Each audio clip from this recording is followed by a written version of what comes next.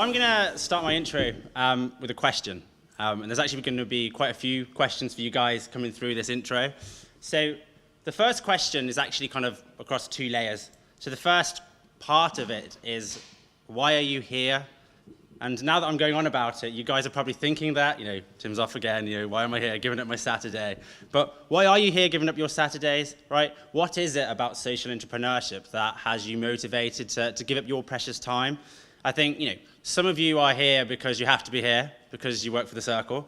Some of you are here because of the free drinks at the end, no doubt. I think most of you are here because you think that within this movement, being here is the right thing to do. And the second layer to that question of, why are you here is a deeper question. And it's a question that David and I asked ourselves, quite early on in our careers, which was around, well, why intrinsically am I here? What is it about my career and my life that adds value? What is it that makes me someone that feels like they can impact the world, that can make the world a better place, that can, be one of these crazy thinkers that sees the way that the world is and thinks that it isn't right, that thinks about the world and is one of these dreamers who do, as someone that thinks, not only can I see the problems out there, but actively I have the power to do something about it. And that's really where we start with the sort of core part of the intro, which is that the world is full of big problems, right? And these can often be quantified using the Sustainable Development Goals. So just to briefly touch on that, the Sustainable Development Goals are kind of the 17 key targets for humanity set by the United Nations. So they really define the 17 targets for humanity as a race. What do we need to do by 2030 to better our position? What do we need to do by 2030 to make the world a better place, more inclusive, more equal for everyone? And that leads to the second kind of question, which is, why should business do something about this? What is the role of business in solving these social problems? How can business get involved in solving the SDGs? Well, actually, conventional wisdom dictates that, business profits by causing social problems. But what we contend at the Circle is that the reality is opposite. Business can profit from solving social problems. And in fact, profit is the magic. Because what profit allows you to do is it allows you to scale solutions. And if we're talking about the 17 biggest problems that humanity is facing currently, then what you need to answer that is scale. And the only real way to scale solutions sustainably is to create a profit line that allows you to really look at solutions on a level that actually makes a tangible difference, okay? And that's something called shared value. So that's what a social entrepreneur tries to deliver, this idea of putting a business case behind social impact.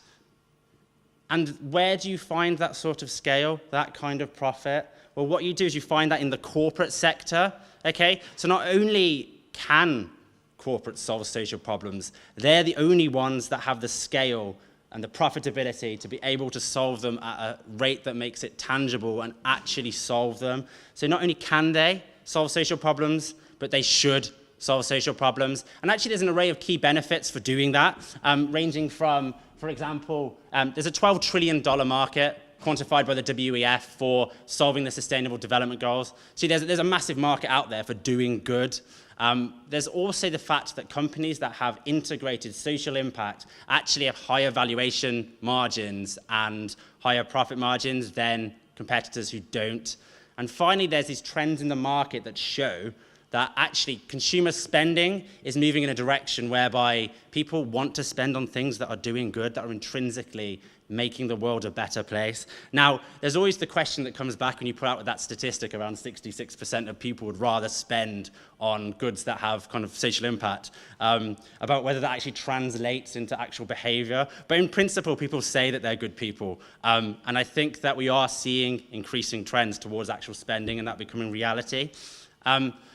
And then we ask the third question, which is, how then do we use the power of business? So if we've got to the point where we say, okay, we want to use the power of business, and not only that, we should use the power of business, the question you then get is, how do you use the power of business?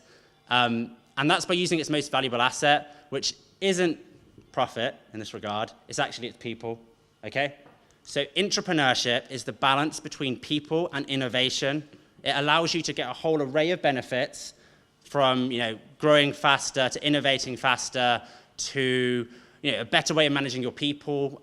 There's a famous management psychologist called Daniel Pink who talks about what the intrinsic motivators for human beings are. And actually, if you only use finance as a motivator, beyond a point where that's no longer a day-to-day concern, which in the profession sort of happens in your late 20s, actually only using that detracts from your motivation. It's actually a demotivator. And 3 other intrinsic motivations take over, one of which is the ability to get better at stuff, mastery. The second is the ability to do things your own way, autonomy. And the third one is the ability to do things that have purpose and value beyond the 4 boring walls of your office.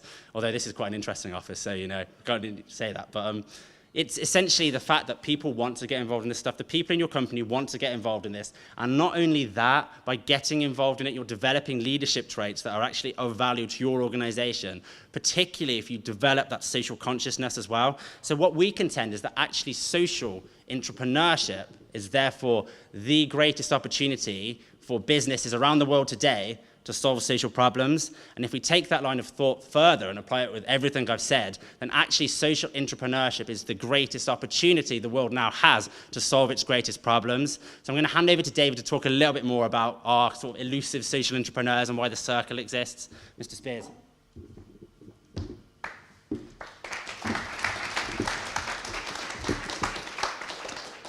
And I will rush through this quickly because I'm sure there are far more interesting people here that you'd rather hear from.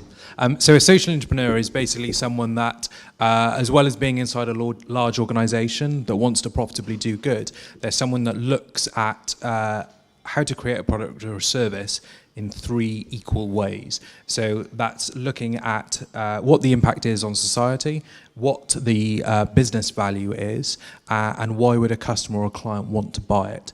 And I think if you can create a product or a service that hits those 3 points of the social entrepreneurship triangle equally, then you're creating something that has value for all stakeholders.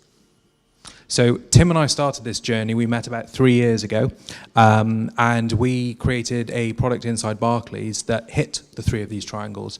There's a product called Barclays Roundup, which is almost on the way out. We're still plugging away at it, but we've had a lot of success. And basically, we just saw the opportunity to put some very simple numbers together and show that the scale of the corporate organisation that we worked for allowed us to have a really positive social impact. But as we were doing it, we thought, do you know what? This is really hard. We've been at this for about a year. We're not really getting that much support, both from within the corporation, but also outside the corporation as well. So we thought, we've learned a lot, and we've basically learned it by making a hell of a lot of mistakes. So how can we impart that accidental wisdom on other people and help other young people to do it? So that's when we created the Circle. As Jake said, we had our first meeting with 7 people, I believe, in an office upstairs. That was sort of 2.5 years ago. And we thought, let's create a support network for people that are trying to do this on the front lines. How can we tell people how to do this and impart our wisdom on them? And we've done that by bringing together a community of people, sharing best practice, and trying to hopefully inspire people to actually go back to the office on Monday and start doing social entrepreneurship. So from those 7 people in that meeting, we're now well over 5,000 members all across the world. And we've set up hubs from LA to Sydney. So we've got over 20 places in the world that are now running Circle events, as you can see from some of the world's largest companies. So we're in a really good position, but I think now we really want to get to the stage of really activating this network and getting people going back to their companies and using the power of that for good.